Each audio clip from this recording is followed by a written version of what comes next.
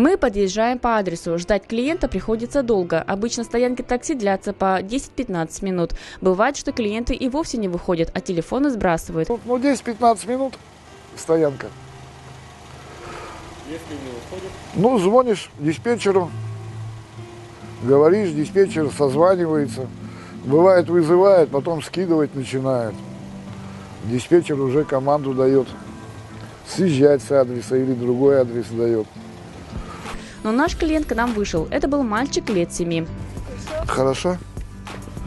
Сейчас. Садись сначала, подожди. Сюда садись ближе ко мне. Да. Не обязательно. Так. Фотографируете? Да. Попадешь в YouTube.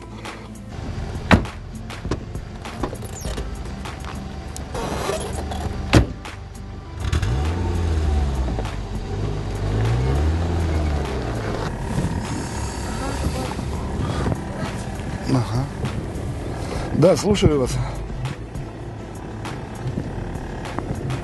Бестужева-Марлинского 7, хорошо, подъезд. Все, понял, ага. Можете выходить. Здравствуйте, садитесь. Мы Садитесь. снимаем сегодня день водителя, нашего водителя. Да. Хорошо. А вы постоянно сюда ездите? Часто Да, пользуетесь этим такси? уже лет 5. Да вы что, 5 лет? Да. Постоянный клиент, значит, да? А почему не заказываете, допустим, тот же частных, допустим, таксомоторов? Я не доверяю. Не доверяете? Ни я, ни муж, мы как-то ездим. Нормально. А чем нравится вам такси вот это наше столичное? Он всегда быстро приезжает. То есть, как бы там ни было, мы всегда быстренько уезжаем. На работу, с работы, пожалуйста. А с водителем нашим часто ездите, с нашим героем? Ну да. Они же постоянно одни и те же, как бы, наши вот ездят. Уже как бы знаем их, всегда общаемся. Как бы.